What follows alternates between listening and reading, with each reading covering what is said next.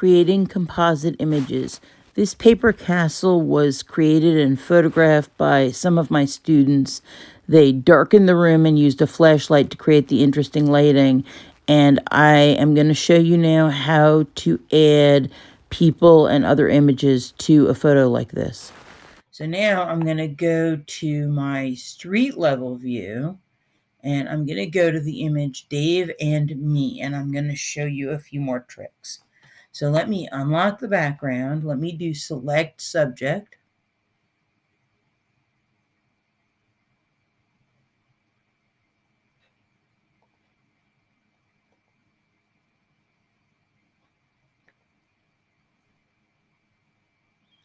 All right, and I'm going to do edit copy. I'm going to do edit paste. And then I'm going to hide the bottom layer. And it did a pretty decent job, but now I'm going to use my magnifying glass and check to make sure. And it looks like there's a little bit of green hidden in there. So I'm going to use my magic wand and get in here. And I want to also get in here. The problem is when I get in here, it deselects this. So if I want to select both of them, I hit the shift key and I'm going to then that it allows you to add to your selection. And now I just have to hit the backspace or delete key on my keyboard, and that will delete the green that I don't want. Select, deselect, and let me just hit the option key. Let's see. And I'm going to zoom out, and there is my Dave and me. This is my friend Dave. So I'm going to do select all, edit copy, and I'm going to go to my street level view, and I'm going to do edit paste. Almost done. Well, I think I'm too big, so I'm going to do edit transform scale, and I'm going to make myself a little smaller so I look like I'm in front of a huge castle. All right, now the problem with this is that Dave and me look like we're floating. We need a shadow underneath us. Now, I can use the burn tool. Find the burn tool in the toolbar. It might be hidden under the dodge tool, which looks like a lollipop. Okay, there's the burn tool. I can go to the background, unlock the background layer, make my burn tool nice and small.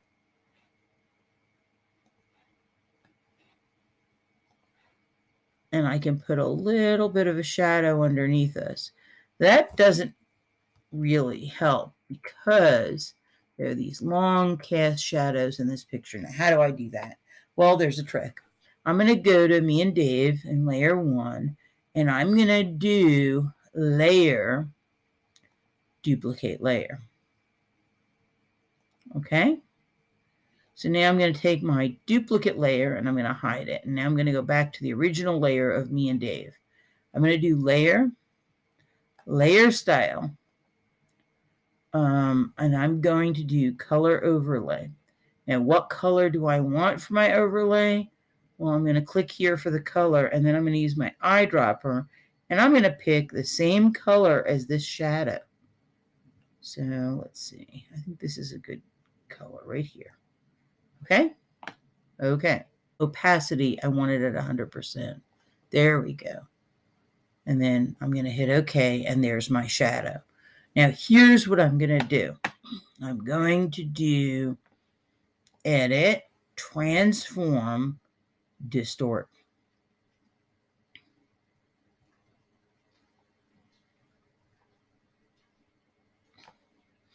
And I'm going to just pull this shadow out so it does the same thing that the shadows on the castle are doing. Let me just push this up a little. Let me see. I think that's pretty good. Now, what happens if I add me and Dave back in? Well, you were in the slightly wrong spot because the shadows should look like they're coming out from our feet. So I'm going to just very carefully move the shadows up. And you can see it's really hard to get them in just the right spot. So what you do is you zoom in. I'm going to use my magnifying glass and I'm going to zoom in. And now when I move my shadows, I'll have a lot more control over where they are. And then I can go down here. I can use my burn tool and I can kind of make it look like the shadows are really coming out from our feet. Now you can see the shadows a little bit dark, so you can go over here to the layer menu and you can go to this layer 1 and you can change the opacity a little bit so that it's not too opaque. The other thing I'm noticing is that it's just got this very sharp edge. I'm going to fix that with the Gaussian blur filter. Here's how. Filter, blur, Gaussian blur, and you can see it's starting to blur, and now I hit OK, and now the shadow has a little bit of a blur to it. Okay, so now let me just zoom out again.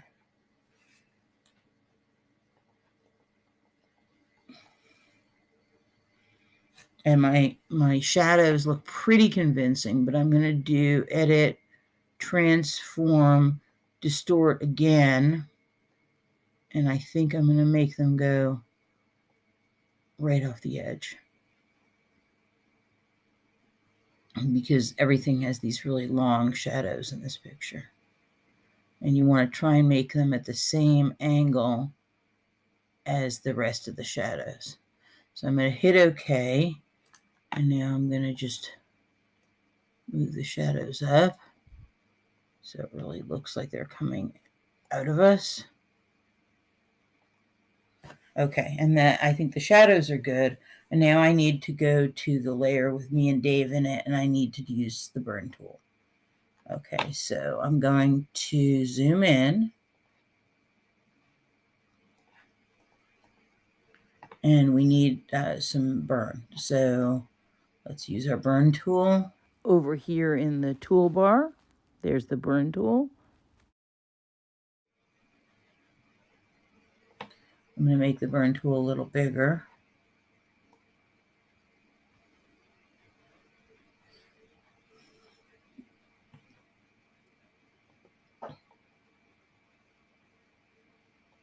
Now you see how it says range, midtones. What if I do shadows?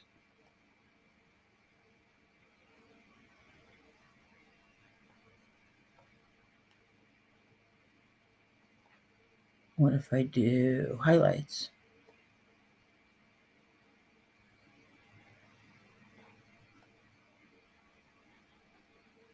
So you can see now that it looks, where it's the same colors, but they're darker because I used the burn tool.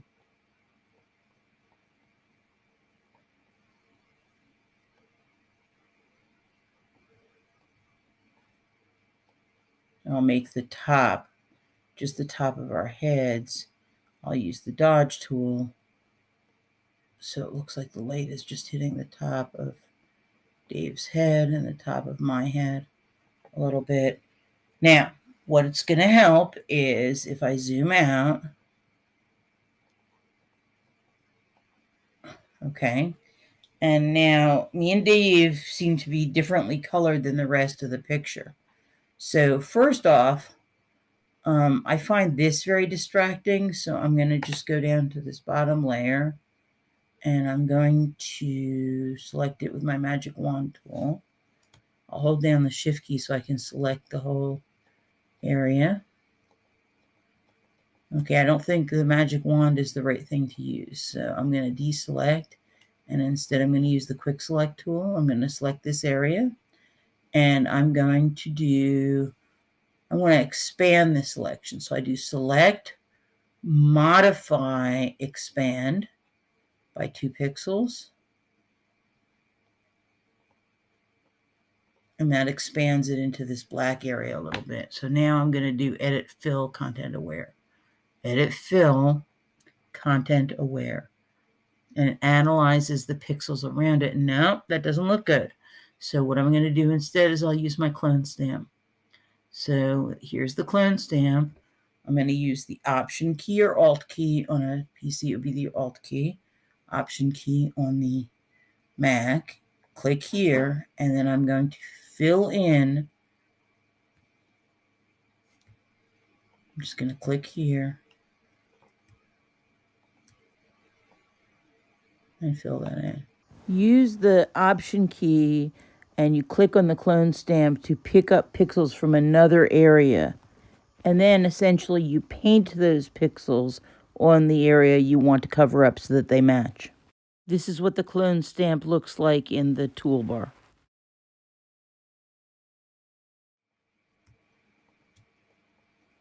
Okay, so now we still don't look quite right, okay? I think the problem is that this everything here is kind of this blue-gray cast, and we don't. So I think that if I do image adjustments, black and white, you know what? I'm going to hit cancel. Instead, I'm going to go up to us in the top layer, and I'm going to do image adjustments, and I'm going to change the color balance. A little bit more towards blue. So you see how I'm just kind of pushing the color balance to the left? All right, now the other issue is now I've got the same color balance as the rest of the picture, but I'm also going to do image adjustments, exposure. I think that the picture of me and Dave was taken in better lighting, so if I make the exposure less, it will match the picture more. So I just push the exposure to the left a little bit.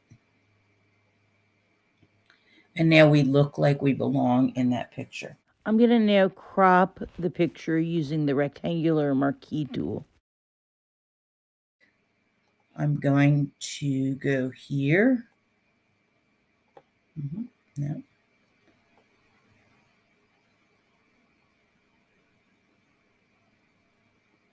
And I'm going to do image crop. And that makes for a, I think, a more interesting composition. All right, so now I have this project with all these layers.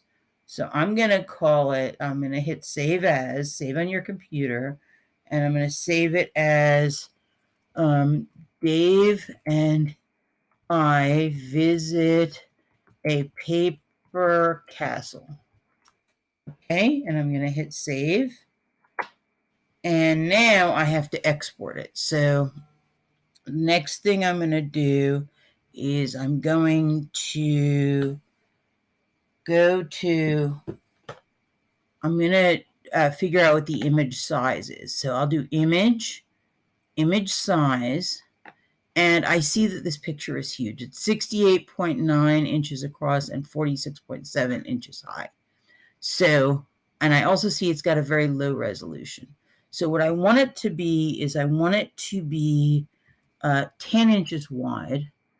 And I think that's fine. You can see the width and the height are connected. So when the width changes, the height will automatically change. But I'm not going to hit OK yet because I'm going to change the resolution to 300. So it's going to be a very high resolution, but a much smaller picture. Okay. So it's almost like if you drew a picture on a blown up balloon and then you let the air out. As the balloon got smaller, the picture would get denser and more detailed looking. So that's what I did. If you change the size without changing the resolution, you're going to shrink the picture, but you're going to make it grainy. You're going to lose a lot of the detail. So change it to 300, but also change it so it's a more reasonable size to print. So I'm going to hit OK.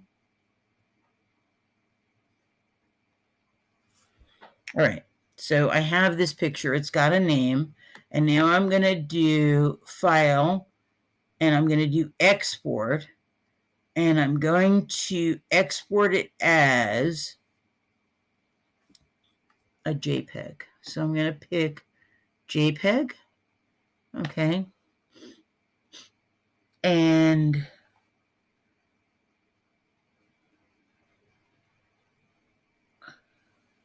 the scale should be 100%. You want it to be at the best quality you could make. So I'm going to export it now as a JPEG. And it's going to be called Dave and I Visit a Paper Castle, and I'm going to hit save.